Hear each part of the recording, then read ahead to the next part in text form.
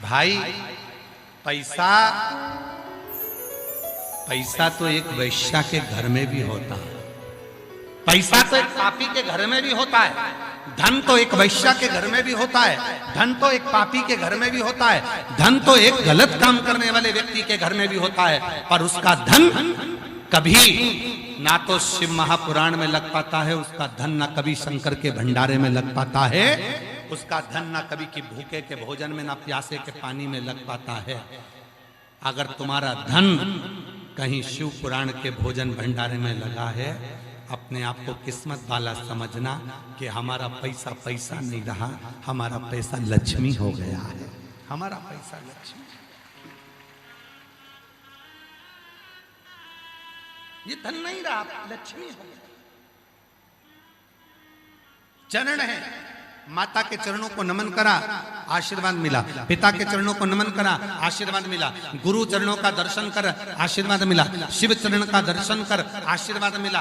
अब कई माताओं के मन में आ जाता है कि शंकर के चरण का दर्शन हमें कहां हो सकता है।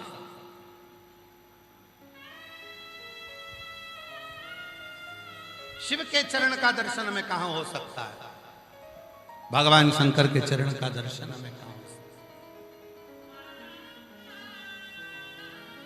कितने लोगों को भगवान शिव जी के चरण का दर्शन करना है? हाथ उठाओ जरा।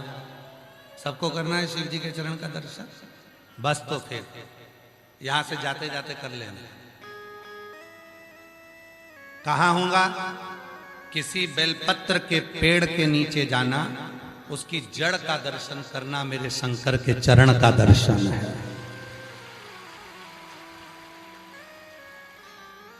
किसको? माता पार्वती का दर्शन करना है। बेलपत्र के वृक्ष के मध्य भाग का दर्शन करिए, डाली का, मेरी मां जगत जननी का दर्शन है। किसको? भगवान गणेश का दर्शन करना है। किसी बेलपत्र के वृक्ष के नीचे जाइए, उसकी जो डालियां बाहर निकल रही है उस डाली का दर्शन करिए, भगवान श्री गणेश का दर्शन होगा। और किसको? माता लक्ष्मी का दर्शन करना है। भगवान शंकर के दरवाजे की चौखट का मात्र दर्शन कर लीजिए, लक्ष्मी का दर्शन होना प्रारंभ हो जाता है। ये दर्शन है, ये दर्शन। शिव के चरण का दर्शन, बेलपत्र के वृक्ष की जड़ का दर्शन। आप सभी के घर में बेलपत्री का पौधा होगा, गमले में लगा होगा, छोटा होगा, किसी के घर में बड़ा होगा, किसी के घर में छोटा होगा। उस बेलपत्री के वृक्ष के जड़ में आप दर्शन करिए।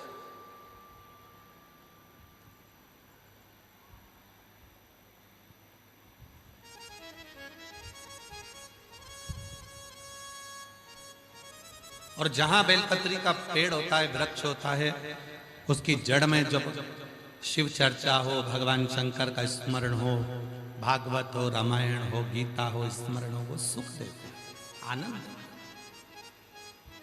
अभी हमारे संगेश्वर वाले आए तो हमने उनसे कहा तुम्हारे घर में हम रुके थे तो तुम्हारा घर तो है, घर बड़ा है और बगीचा भी थोड़ा सा है, ऐसा बड़ा सारा बगीचा तो नहीं, फिर भी तो उनके घर में बेलपत्र का पौधा लगा। तो हमने उनसे अभी कहा कि हम राघव को भेजेंगे तुम्हारे यहाँ बेलपत्री के पेड़ के नीचे शिव पुराण सुनाने के लिए।